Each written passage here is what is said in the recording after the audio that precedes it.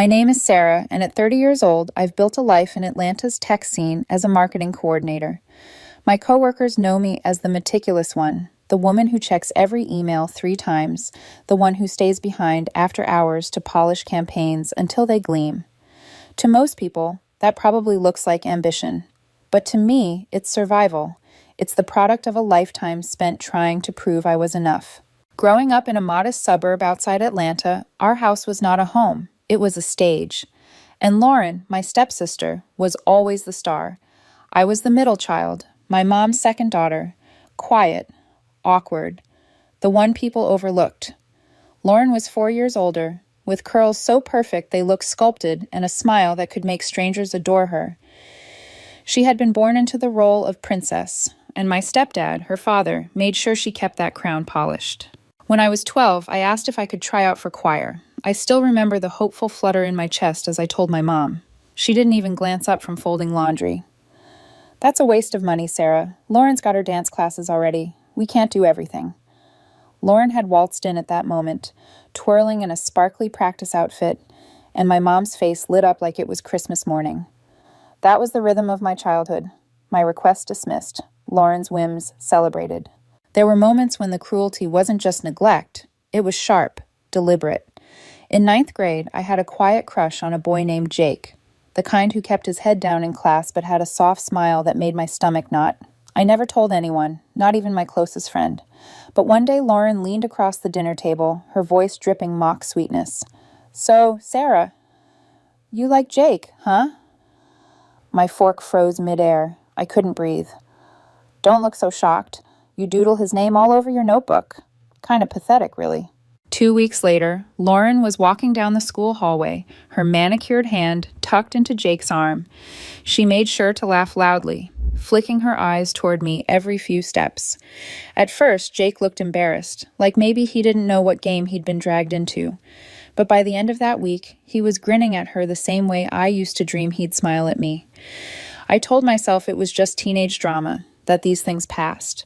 But Lauren's smirk told me it wasn't about Jake, it was about power. That wasn't even her worst strike. I kept a journal back then, a cheap spiral notebook with a blue cover where I wrote everything, dreams, secrets, the feeling of being invisible. It was the one safe place I had, until it wasn't.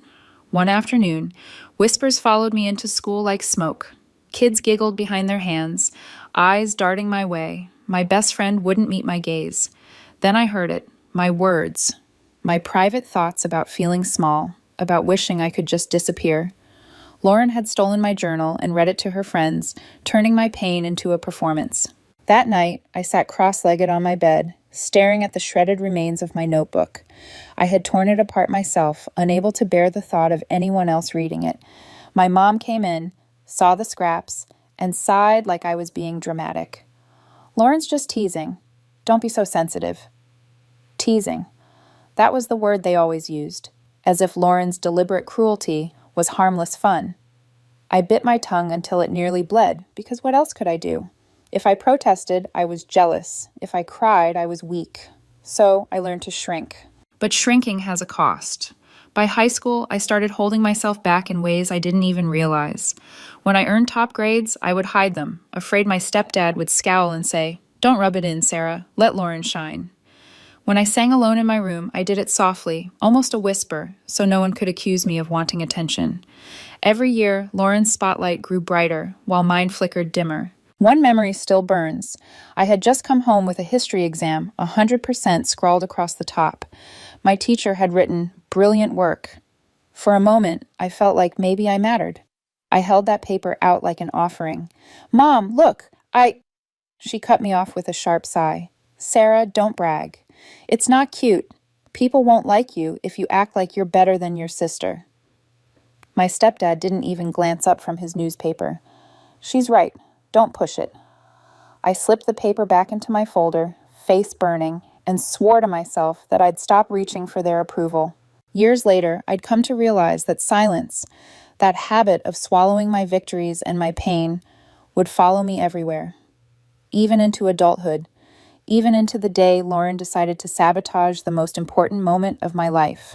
But back then, in that house where every corner smelled like Lauren's perfume and every picture frame displayed her smile, I just thought it was my fate, that I would always be second best, that I would always be too plain, too quiet, too forgettable.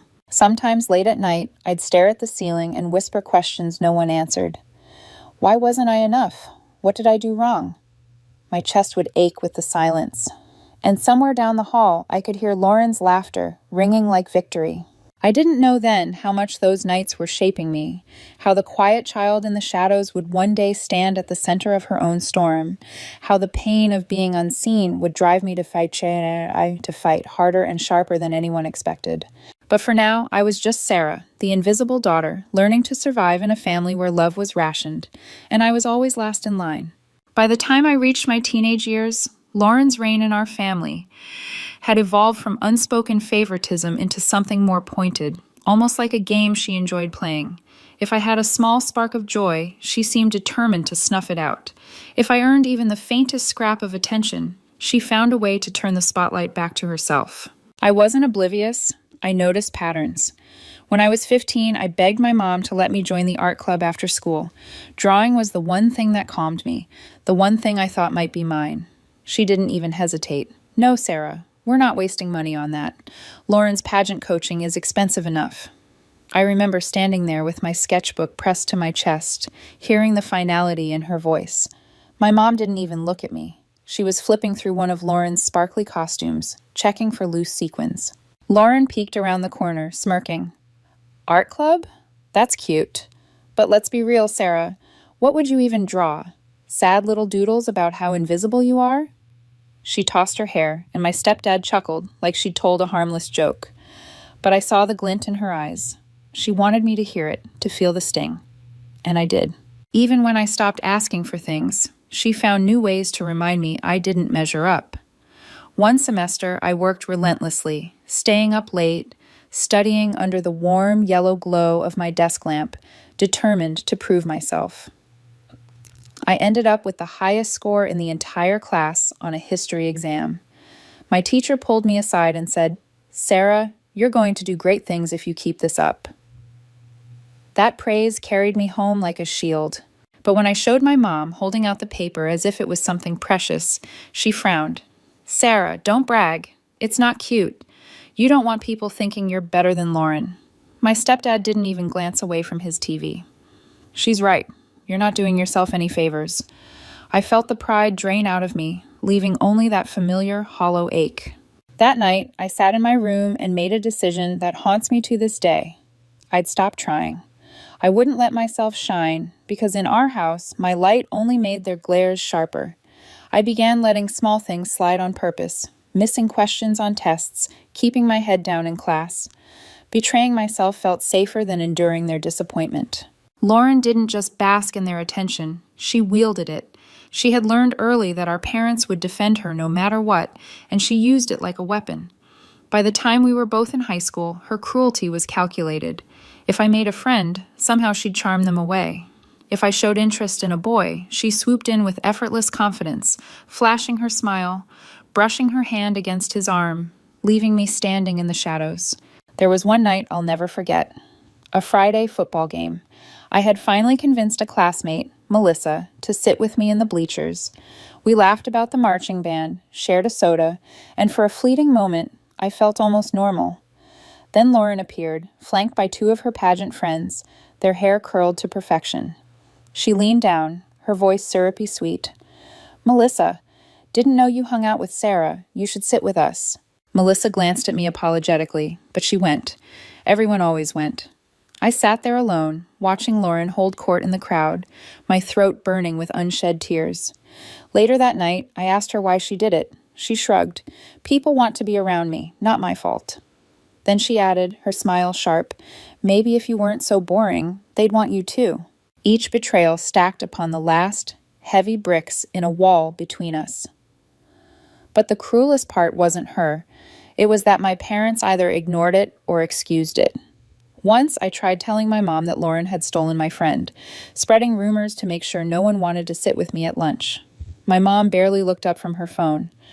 "Oh, Sarah, stop being so dramatic. Lauren's just more outgoing. You should be happy for her. Happy for her. That phrase became a twisted mantra in our household. Lauren won another crown at a beauty pageant? Be happy for her. Lauren got a brand deal from some local boutique. Be happy for her. Lauren was dating the boy I liked. Be happy for her. My happiness wasn't just overlooked, it was forbidden. By the time I was 17, the message was clear. Lauren was the one who mattered. I was the backdrop, the filler, the other daughter. And yet, beneath the numbness, anger simmered. Quiet anger, the kind you don't show because you know no one will listen. I remember lying awake at night, staring at the ceiling, imagining a day when I'd walk away and never come back. But even as I dreamed of escape, guilt gnawed at me, because there was always this little voice whispering, what if they're right? What if you really aren't enough? It was during those nights that my habit of perfectionism was born. At school, away from Lauren, I pushed myself harder than anyone. I joined every project, volunteered for every task, because at least there, my work was noticed. I didn't realize it at the time, but I was building the foundation for the career that would one day save me. Marketing wasn't just a job, it was my rebellion, my proof that I wasn't as small as they said I was. Still, home remained a battlefield. Lauren once spilled soda accidentally on my completed science project the night before it was due. I had worked on it for weeks. I remember staring at the sticky mess, trying to breathe, trying not to cry. She just smiled. Oops, guess you'll have to redo it. Hope you don't fail. When I confronted her, she arched a brow. Why are you so paranoid, Sarah? It was an accident. Of course my parents believed her. They always did. Sometimes I wondered if Lauren even loved me in her own warped way, or if I was simply her lifelong target practice. But then she'd flash that victorious grin, and I knew she enjoyed it. My pain gave her power. By graduation, I had stopped fighting back altogether. I'd also stopped hoping. I didn't bother inviting friends to my party because I knew Lauren would steal them. I didn't bother asking my parents for help with college applications because I knew the answer already. Instead, I quietly planned my escape. I thought leaving would free me, but I didn't realize then how deeply those years had carved themselves into me. That even after I built a life on my own, Lauren's shadow would find ways to stretch across it. And as I sat in my room that summer night, staring at the acceptance letter I'd secretly applied for but knew I couldn't afford, I whispered a silent promise. One day, I'll get out. One day, I'll prove I'm not just the quiet child in the background.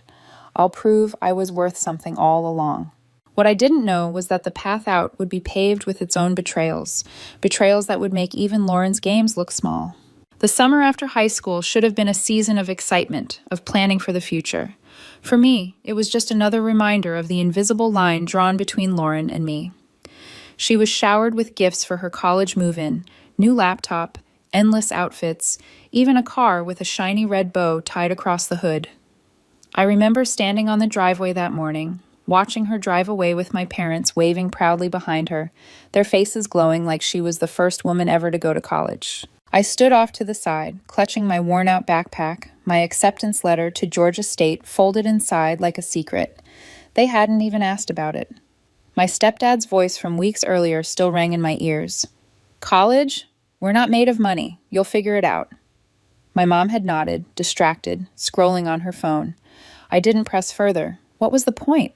But fate, or maybe kindness disguised as fate, stepped in through my history teacher, Mrs. Hayes. She was the one who noticed I hadn't filled out scholarship forms or even talked about college openly. She called me after class one day. Sarah, she said gently, you have too much potential to let it go to waste. What's going on? When I told her the truth, that my family wouldn't support me, her expression shifted from sympathy to determination. Then we'll find another way. She connected me with a local tech firm looking for an entry-level assistant. It wasn't college, but it was a start. I interviewed in a trembling suit, borrowed from a friend's older sister, and somehow I landed the job. That first paycheck was a revelation. For the first time, I had money that was mine. I rented a tiny apartment in Midtown Atlanta, the kind where you could hear your neighbor sneeze through the walls and the pipes rattled every time you turned on the shower. But it was mine. I remember sitting on the floor that first night, eating instant noodles straight from the pot, grinning through tears because no one could take that freedom away from me. At work, I was a nobody, just the assistant who fetched coffee, made copies, scheduled meetings, but I poured myself into every task. My boss noticed. "You're sharp," he told me once after I caught a typo in a client proposal. "You've got an eye for detail." That small sentence lit a fire in me. Slowly, I started moving up, learning marketing strategies, taking on more responsibility. Still, the distance from my family wasn't easy. There were nights when I scrolled through Lauren's Instagram, watching her parade through sorority parties and photo shoots, her smile dazzling as ever. Each picture felt like a reminder of what I wasn't. My chest would tighten, and sometimes, shamefully, I'd whisper aloud, "Do they even miss me?" But the answer was always silence. Phone calls from my mom became rare, then non-existent. My stepdad never reached out. When they did appear, it was usually tied to Lauren.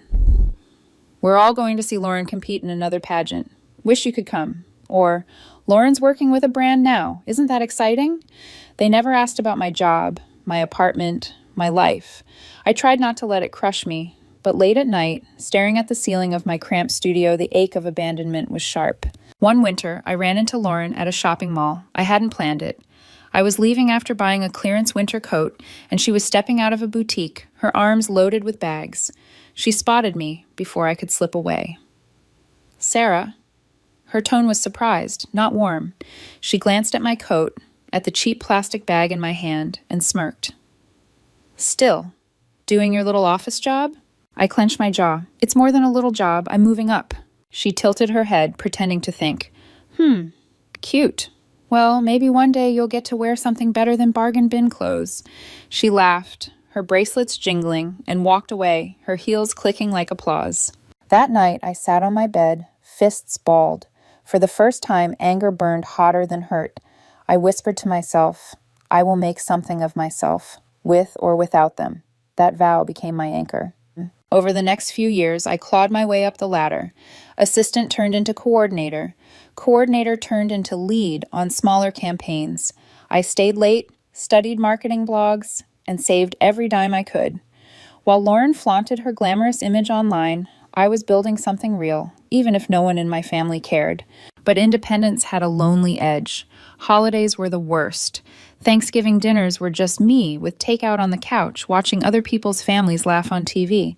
Christmas mornings were quiet, no gifts under the tree except the ones I bought myself.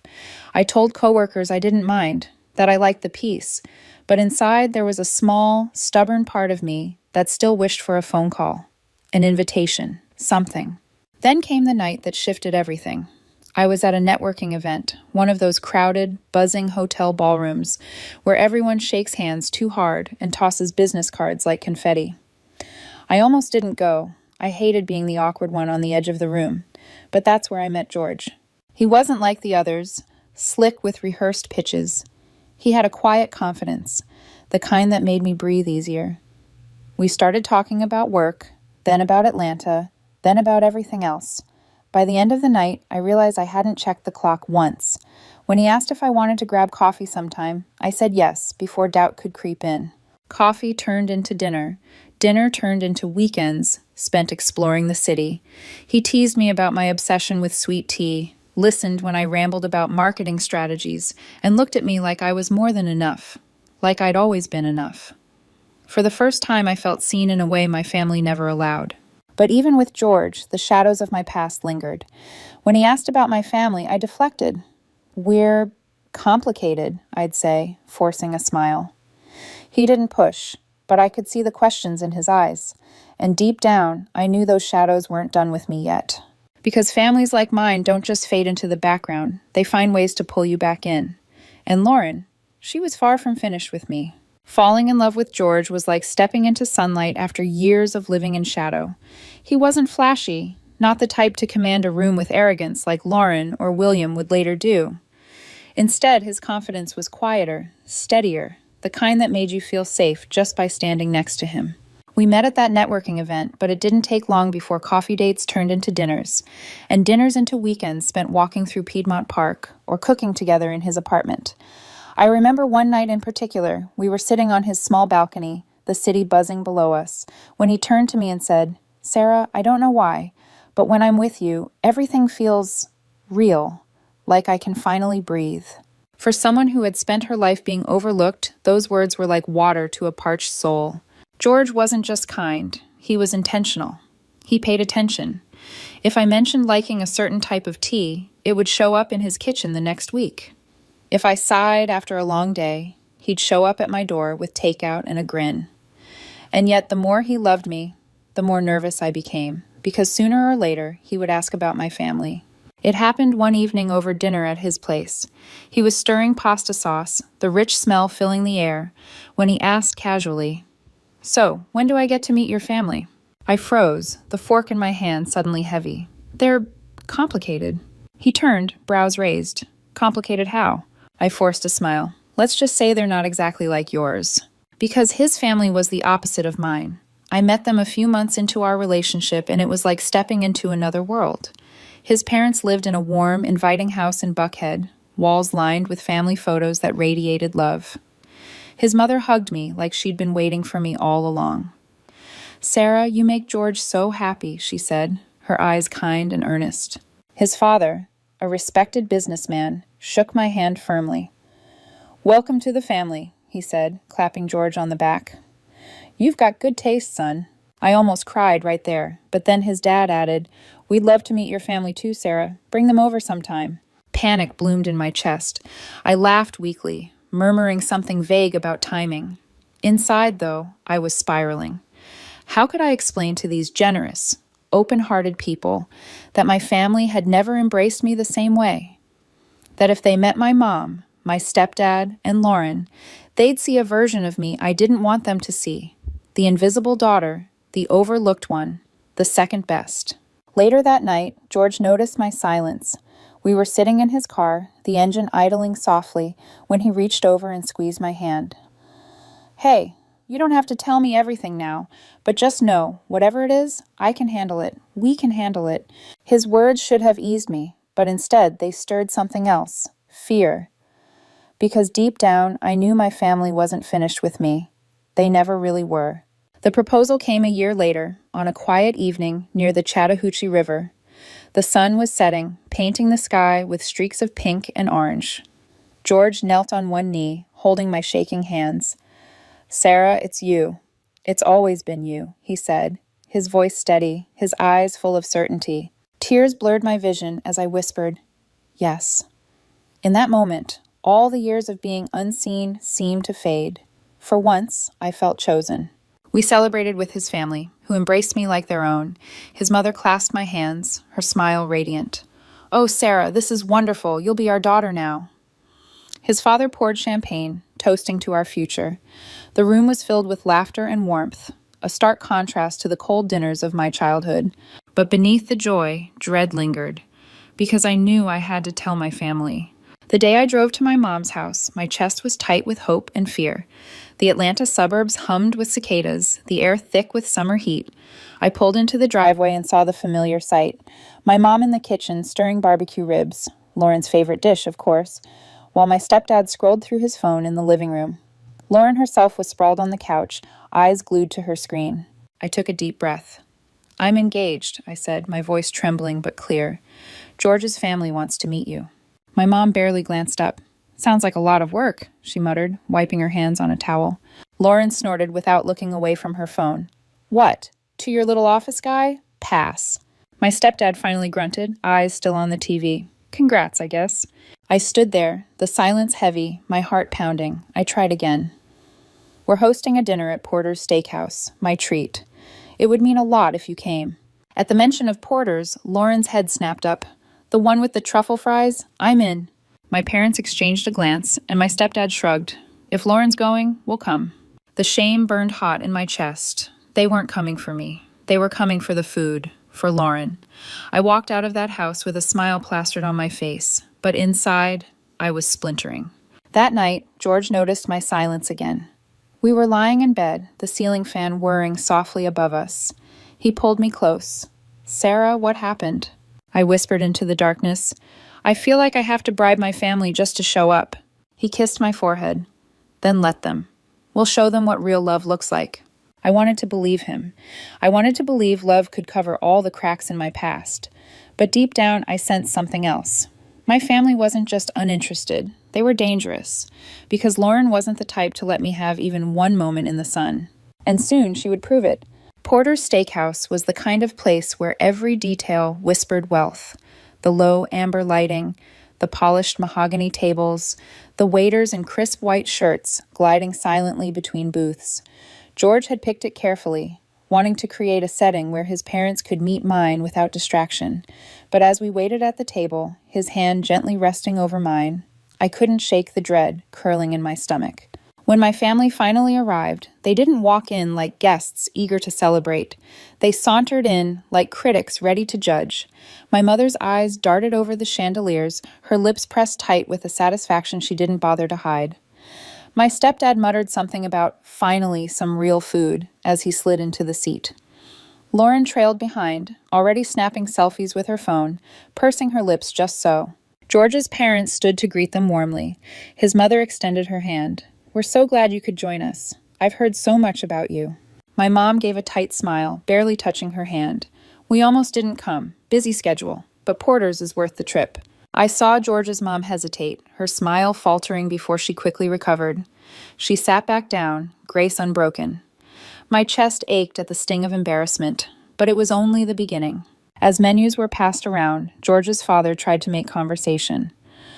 "So, Sarah tells us you work in real estate. That must keep you busy." My stepdad grunted, eyes glued to the appetizers. "Yeah, market's up and down. You know how it is." He didn't ask a single question back. Lauren, meanwhile, was posting a video of the steakhouse interior, adding sparkly filters while George's mom tried gently, "And Lauren, what are you studying these days?" Lauren laughed, flipping her hair. "Studying? No. I'm building my brand. Social media. My last post got 12,000 likes." She held her phone up, showing off the picture of her in a sequined dress. "Impressive," George's mom said softly, though her glance toward me was sympathetic. The tension grew heavier with each course. George's parents asked about my job, how I had worked my way up from assistant to coordinator. I felt a flutter of pride telling the story, but before I could finish, my stepdad interrupted. "Oh, don't let her fool you. Lauren's the real star. She's the one everyone talks about." Lauren smirked, leaning back in her chair, as if the crown had been officially placed on her head again. George squeezed my hand under the table, grounding me, but my throat was tight with humiliation. The entrees arrived, perfectly seared steaks and truffle fries, but instead of gratitude, my parents dove in like kids at a buffet. Compliments flew, not at George's family, not at the evening, but at the food. "Best mashed potatoes I've ever had," my stepdad mumbled, with his mouth full. My mom nodded, already reaching for another roll. George's mother tried again. "So, Sarah mentioned you're all close. You must be so excited about her wedding plans." My mom waved a hand dismissively. "Oh, well, Lauren's got a big event coming up. That's what we're focused on." The words landed like knives. Silence rippled across the table. Even Lauren glanced up from her phone, smirking at the wreckage her presence caused, without even lifting a finger. George's father set his fork down, his jaw tightening. For a moment, I thought he might actually call them out right there. But instead, he turned to George and me with deliberate warmth. "Well, we're excited for your future. Marriage is about building something real together, isn't it?" His eyes softened as he looked at me. I nodded, swallowing back the lump in my throat. When dessert came, my family barely touched it. They stood abruptly, muttering excuses. My stepdad checked his watch. "We should get going. Long drive." My mom adjusted her purse strap. Lauren blew an air kiss at the table. "Cute dinner. Thanks, sis." Then they left, just like that. The door swung shut behind them, leaving me frozen in my chair, cheeks burning. My chest ached with shame, but also with something else, rage. George's mother reached across the table and touched my arm gently. Her voice was low, steady. "Sarah, you're not them. You're family now." Her words wrapped around me like a lifeline, but still, the hurt lingered long after the plates were cleared. That night in the car, George broke the silence. "Sarah, I need to ask, why do they treat you like that?" I stared out the window, the city lights blurring through my tears. Because to them, I've never been enough. Lauren was always the star. I was extra, a shadow. He pulled over suddenly, putting the car in park. He turned to me, fire in his eyes. "You listen to me. You are not a shadow. You are the strongest, smartest, most beautiful woman I've ever met. And I don't care what they think. They don't get to define you anymore. I wanted to believe him. His certainty was a balm, but it didn't erase the ache of decades of being dismissed. Still, as he held me that night, whispering promises of a future that was ours alone, I felt the faint stirrings of hope. But just when I thought I could keep my family at a distance, Lauren pulled me back in. A few days later, my phone buzzed. I almost didn't answer. It was her, of all people. Her voice was syrupy sweet. Hey, sis, I'm engaged too. Thought you should meet my fiancé, William. Come by Mom's place this weekend. I froze. She had never invited me to anything, not unless it benefited her. My first instinct was to say no, to protect the fragile peace I'd built. But George, ever the optimist, said softly, Go. Maybe it's a chance to clear the air. I nodded, though unease coiled in my gut. I didn't know it yet, but Lauren's fiancé wasn't just another chapter in her spotlight. He would be the spark to ignite a full-blown war. When I pulled into my mother's driveway that Saturday, the unease in my chest felt like a warning I couldn't quite decipher. The house looked the same, white paint peeling on the shutters, a sagging porch swing, but there was a different energy, something sharper in the air. I stepped inside, and there he was, William, Lauren's fiancé. He stood in the middle of the living room, perfectly pressed designer suit, watch gleaming, hair slicked back with just enough shine to suggest hours of careful styling. He looked me up and down as though I were an item on a clearance rack. His smirk came quickly. So, you're Sarah, the office girl. I stiffened. I work in marketing. Right. Marketing. High school grad, wasn't it? His smirk widened. No wonder you're keeping it low-key. My stomach twisted. I wanted to correct him, wanted to remind him that I had pushed myself through classes, earned promotions, carved out a career from nothing. But his tone made it clear he wasn't asking. He wasn't interested. Lauren swept into the room, tossing her hair with the kind of theatrical flair that made me wonder if she practiced in the mirror. William, don't be so hard on her. She's sensitive. I clenched my fists at my sides. Sensitive, or just tired of being mocked in my own family's house? Lauren ignored the jab, her smile sharp. Anyway, I have some exciting news. She clasped William's hand and beamed. We've set the date for our wedding. Something in my chest stirred uneasily. That's great. When? She paused, just long enough to savor the moment. The same day as yours. The words slammed into me. Excuse me? William chuckled, like it was the most natural thing in the world. Well, obviously, everyone's going to want to come to ours. We've booked the Grand Regency, Atlanta's top venue, black tie, champagne fountains, the works. Yours is, what again? A barn? My pulse roared in my ears.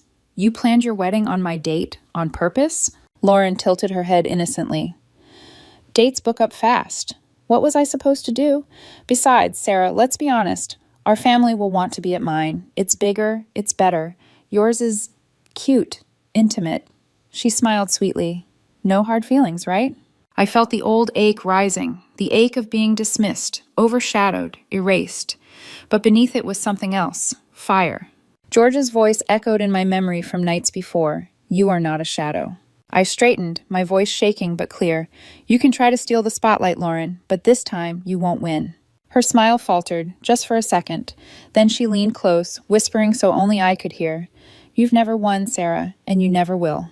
That was the moment I knew. This wasn't just sibling rivalry anymore. This was war. When I told George later that night, pacing our small apartment like a caged animal, his jaw tightened. She did what? She set her wedding for the same day. Same day, George. She wants to erase me. She's always wanted that. He grabbed my hands, pulling me to stillness. His eyes burned with conviction. Then we don't let her. Your family won't show up. Fine. Let's build a wedding so full of love, so alive, that it drowns out all her noise. We'll make it ours. And no one will forget it. Something in me cracked open at his words. For years, I had let Lauren dictate who I was, how small I could be. But now, with George's fire igniting mine, I felt something new. Defiance. The weeks that followed were a blur of planning, expanding, dreaming bigger.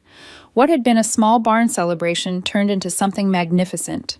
Friends from work offered to help. Colleagues spread the word. George's extended family RSVP'd in droves. The barn, strung with fairy lights, began to glow brighter in my imagination. not just as a venue, but as a declaration. Still, at night, fear gnawed at me. What if no one came? What if Lauren was right and my wedding was overshadowed, ignored, forgotten? One evening, as I folded invitation envelopes, George came behind me, wrapping his arms around my shoulders. "You're shaking," he whispered. "I'm scared," I admitted. "What if she ruins it? What if everyone chooses her?" He turned me gently to face him. "Sarah, look at me. I don't care if it's 5 people or 500. At the end of that day, you'll be my wife. That's the only victory that matters." Tears burned my eyes. I want to believe that. "Then believe it," he said firmly, "because I already do." And so, while Lauren boasted about champagne fountains and black tie glamour, George and I poured ourselves into creating a celebration that was real, heartfelt, ours. Every string light, every table centerpiece, every detail became a small rebellion against the years of being invisible. But in the back of my mind, I knew Lauren wasn't finished. People like her didn't just compete, they conquered. I could almost hear her voice, dripping with confidence. "You've never won, Sarah, and you never will." She thought she had already claimed victory. What she didn't know was that this time, I wasn't the same quiet girl she grew up with. This time, I wasn't alone. The battle of the brides had begun. The weeks leading up to my wedding felt like walking a tightrope over fire. Every decision, every detail mattered, not just because I wanted a beautiful day, but because it had become a silent contest with Lauren. She had her luxury venue, her champagne fountains, her endless guest list. I had a barn strung with fairy lights and a determination that burned hotter than my fear. George and I poured everything we had into our day. Friends from work pitched in with decorations. Colleagues from the tech firm offered connections for catering and music. George's cousins brought crates of wildflowers from their farm. The barn slowly transformed from a simple rustic space into something magical, golden light shimmering off the beams, soft music floating through the air. One evening, as we stood in the middle of the barn, the air filled with the scent of fresh hay and blossoms, George wrapped an arm around my waist. "Look at this," he whispered. "This isn't just a wedding, it's a homecoming. Your day, your moment." I smiled, but the unease lingered. What if no one comes? What if everyone chooses her? He turned me to face him, his eyes steady. "Sarah, people know who you are. They know your heart. The ones who matter will come. And if some don't, then good riddance." His confidence was contagious, but when I was alone, I still felt the tremors of old wounds. Nights were the hardest. I'd lie awake, staring at the ceiling, remembering years of being left behind, overshadowed. Lauren's words whispered through my head. "You've never won, Sarah, and you never will." The invitations went out. George's extended family responded quickly, warm and enthusiastic. "We wouldn't miss it for the world," his aunts wrote. "So proud of you both," his cousins added. My coworkers RSVP'd with excitement. But from my side, silence. No calls from my mother, no texts from my stepdad, no reply from Lauren, though I knew she'd seen the invitation. One morning, my phone buzzed with a message from an old family friend. "Sorry, Sarah, but we've already committed to Lauren's wedding. Hope you understand." Understand. The word made my stomach twist. Of course they'd go to hers. It was flashier, louder, bigger. People love a show. When I told George, his jaw tightened. Then let them. If they can't see your worth, they don't deserve a seat at your table. I wanted to agree. But deep down, a part of me still longed for just one sign that my family cared enough to choose me, even once. Lauren, meanwhile, made sure I knew how her planning was going. She posted photos of dress fittings, tasting menus, floral arrangements taller than I was. Her captions dripped with condescension. "Can't wait for our big day. Nothing but the best for us." Every picture felt like a taunt. Every post was a reminder. She wasn't just competing, she was daring me to fail. One night, unable to sleep, I scrolled through her feed until George caught me.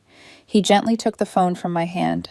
"Stop torturing yourself." "I can't help it," I whispered. "She's trying to crush me before the day even comes."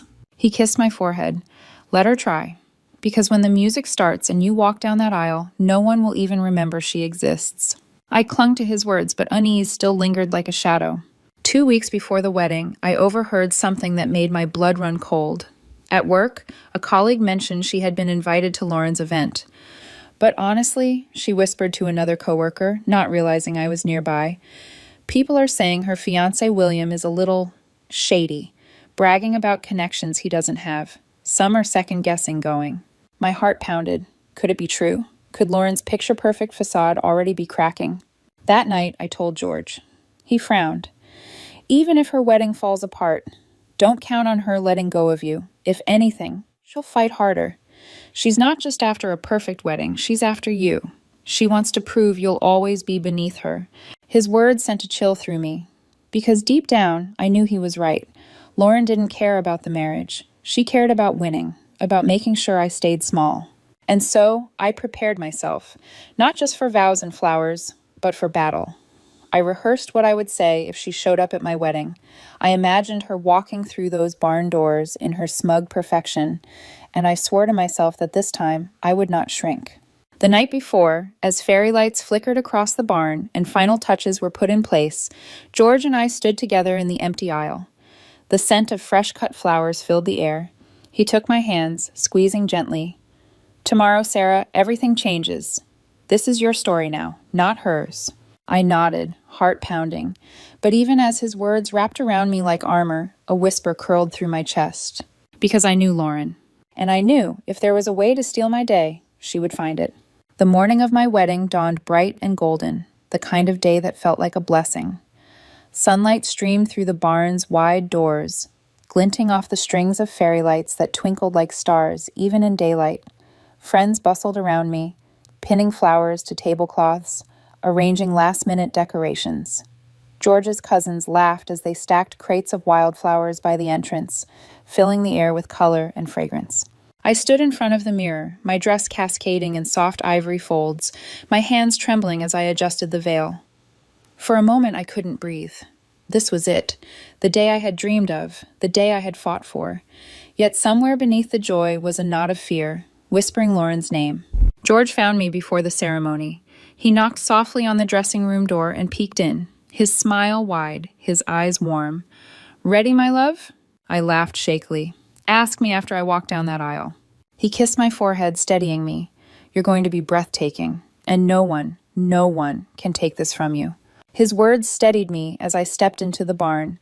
Gasps rose from the crowd, not out of shock, but awe. The place was full, every chair taken, every face smiling.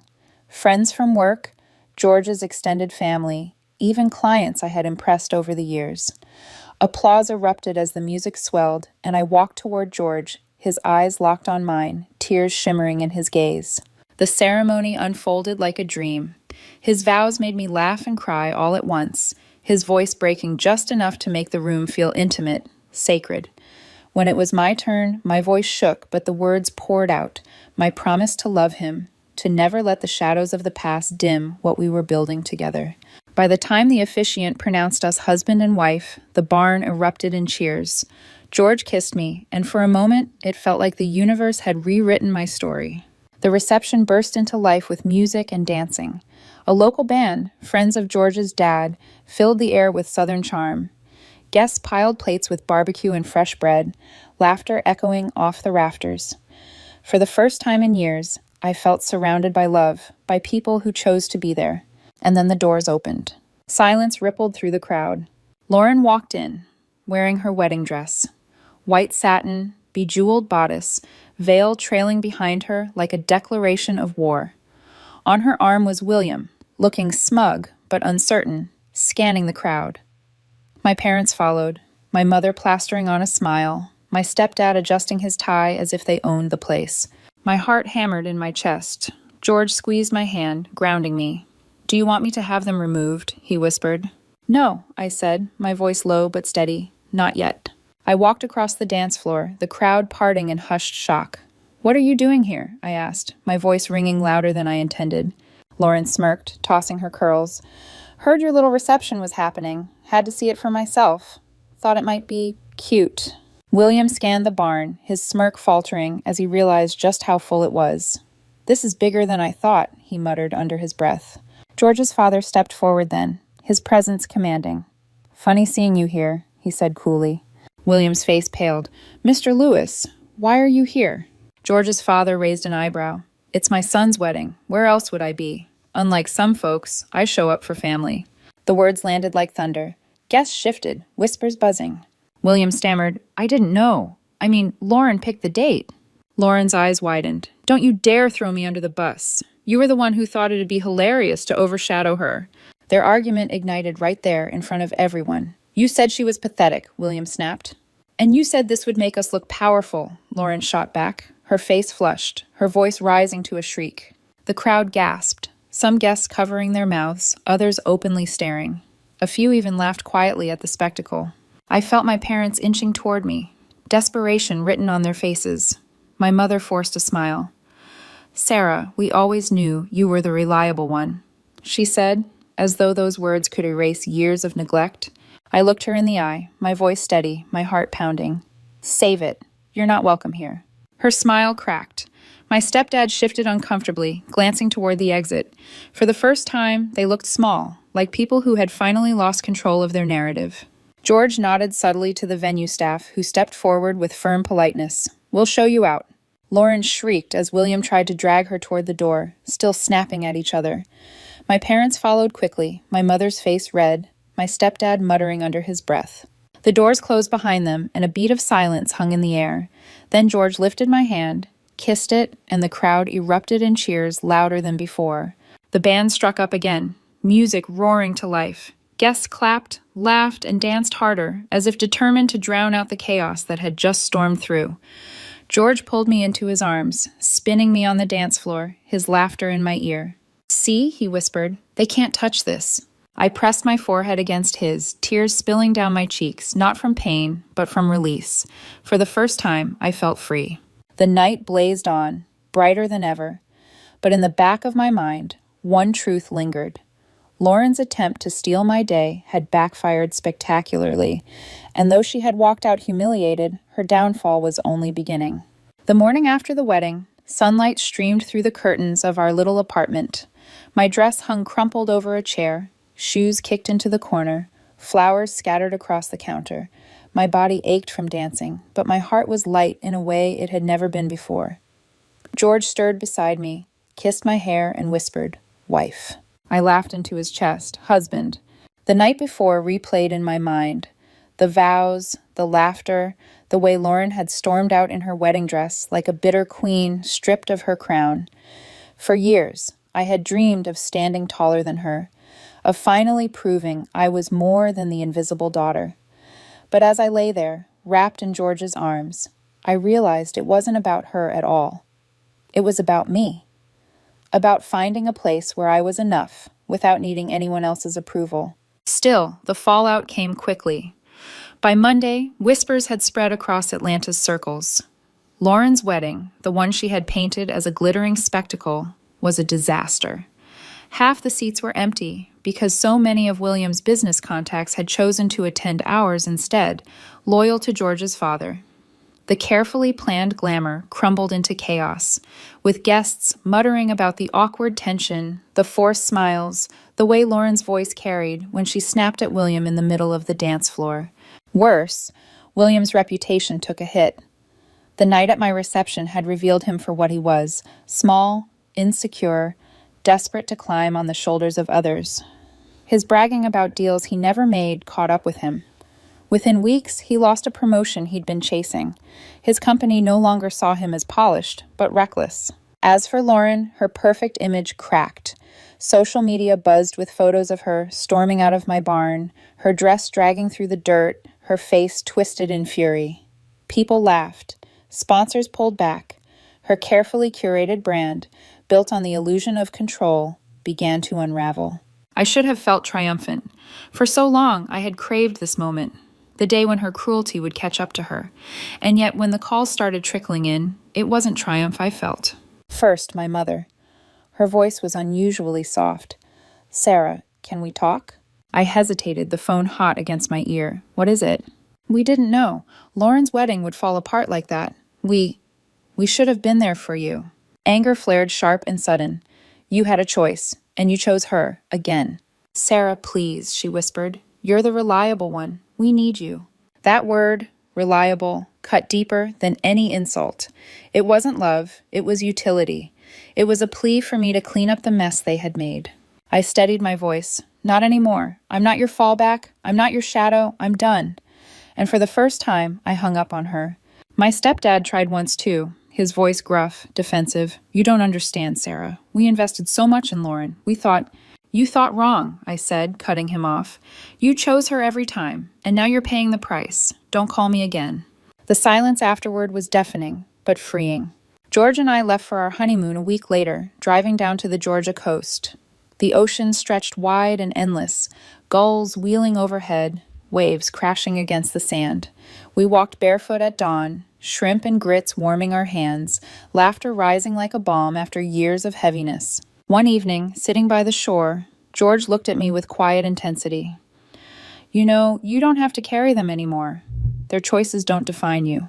I stared at the horizon, tears stinging my eyes. I know, but it's hard to unlearn a lifetime of being invisible. He took my hand, pressing it to his chest. Then let me remind you every day, you're not invisible. You never were. You're my whole world, Sarah. The waves roared and something inside me finally loosened. When we returned to Atlanta, our little home felt transformed. The walls seemed warmer, the rooms brighter. I began decorating, turning it into the kind of space I'd always longed for.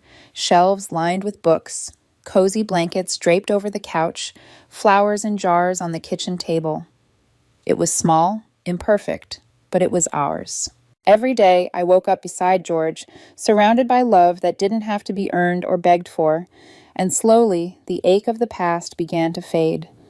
Not disappear, because scars don't vanish overnight, but soften. Sometimes I still thought of Lauren, of how she must have stared at the empty seats at her wedding, realizing her perfect world was crumbling. I thought of my parents, humiliated, turning their blame on her instead of facing their own failures. But those thoughts didn't consume me anymore. They were simply echoes. Because I had stepped out of the shadows. I had built a life where I was seen, loved, chosen, not by accident, not because of duty, but because of who I truly was. And if there's one thing I've learned, it's this. Family isn't defined by blood or by the people who share your last name. Family is built by those who choose you, who show up for you, who see your worth even when you can't. For the first time in my life, I had that, and I wasn't about to let it go. So if you've ever felt invisible, if you've ever wondered whether you'll ever be enough, hear me now. You are. You always were. Don't let anyone steal your light.